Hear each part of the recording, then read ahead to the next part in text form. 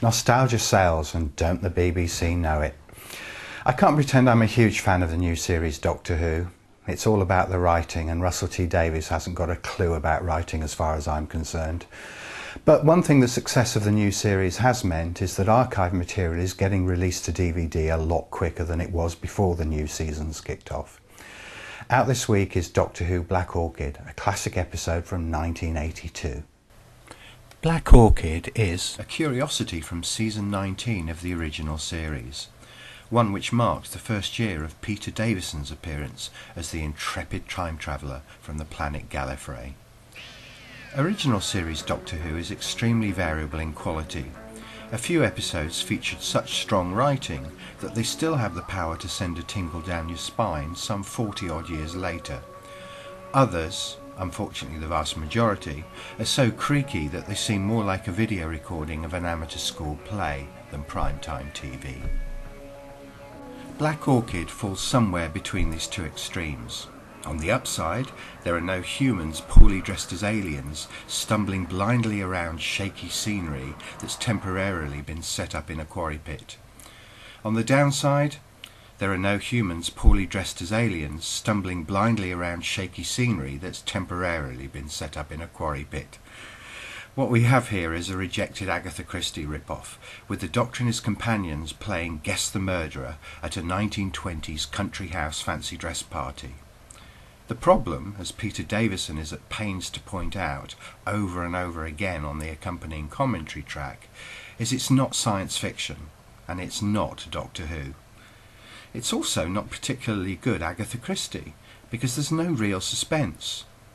Although we don't know early on who is committing the foul and deadly deeds we're witness to at the beginning of the show, we know who isn't, and that's pretty much all of the main cast members who are busy partying while the murders are happening. Suspenseful it isn't. In some ways, the lack of sci-fi means that this adventure is one that stands the test of time far better than many of Davison's other adventures from the same era.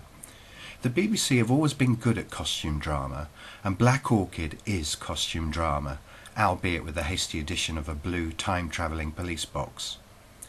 It's not hard to see why Davison in particular so dislikes the story. Aside from a tedious and irrelevant game of cricket, which seems to have been inserted just to keep the actor, a keen cricketer, happy, he is left to bumble around foolishly while everything central to the story happens around him.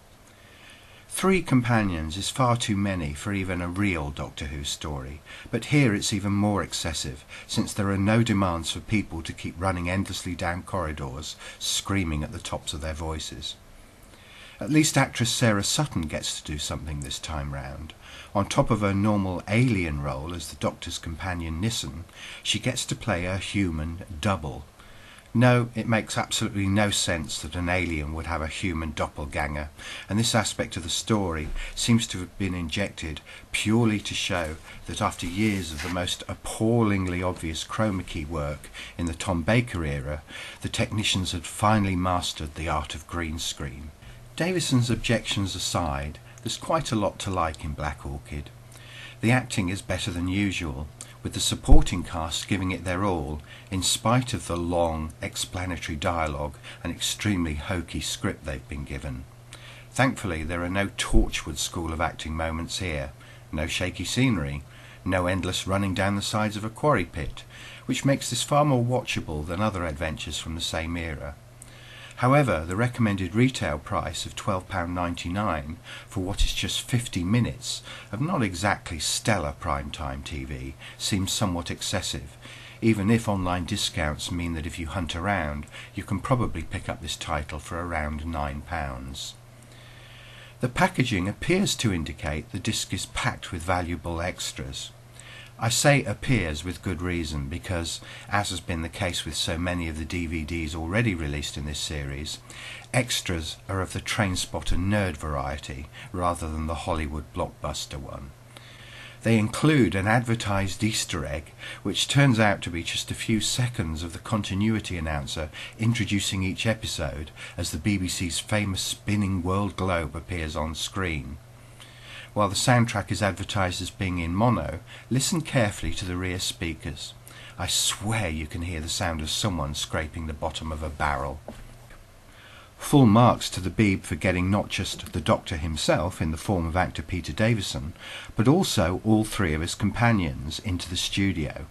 But without a writer or director to control the conversation, what we get is 50 minutes of plot hole picking and general dissing, which ends with the cast concluding that the whole adventure is rubbish. Hardly a great ad for the DVD, and given how well this story tends to do in fan polls, something of a surprise from a cast that presumably still earn a good income from fan conventions and the like. For me, the 50 minutes of A Poor Man's Miss Marple passed pleasantly enough without overstaying its welcome, the way so many of the other back catalogue titles have. Picture quality is surprisingly good, with vivid colours and little evidence of print damage, thanks to the works of the Doctor Who restoration team. One suspects that on this DVD the story looks better than it ever did, even on original transmission. So, worth a rental if you're feeling nostalgic, but it's not a DVD you need to own. Welcome to the Jungle was the title of a 2003 film starring The Rock, released to DVD and Blu-ray disc back in February. Now there's a new horror film with the same title that's gone straight to shiny disc.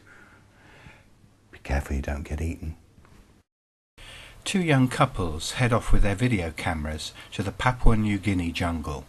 Their mission? To find Michael Rockefeller, heir to the wealthy family of the same name. Legend has it that Rockefeller went missing after a jungle expedition in 1961, with some rumours suggesting he may have been captured by cannibals. Welcome to the Jungle is a mockumentary faux reality film written and directed by Jonathan Hensley, the writer behind such Hollywood fare as Jumanji, Die Hard with a Vengeance and Armageddon. Don't be fooled by these titles. Welcome to the Jungle is very low budget indie fare with straight to DVD written all over it.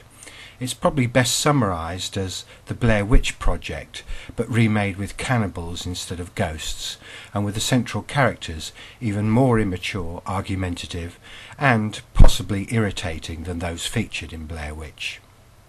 I have to say I found it gripping, in a way that Blair Witch wasn't. The film is mercifully short, with a running time just under 80 minutes. It's taut and well acted. It's also a relatively inexpensive Blu-ray release. But it should never have been released on the high-def format. This is a film whose natural format is a VHS tape. In many ways, the director's commentary is more interesting than the film itself, and is what earns the disc a place inside the top 5 rather than outside it. If you're a wannabe filmmaker, there's a wealth of useful information here. Commentary aside, the only other extras are a trailer, which wouldn't play on my PS3, and some deleted scenes, which can be played with or without an accompanying director's commentary. The recommended retail price for the DVD is $12.99, with a typical online price of around a tenner. The Blu-ray recommended retail price is $19.99, but you can find it online for about £15. However, this one's a rental, not a purchase, so if you think it sounds interesting, check out your local video rental store.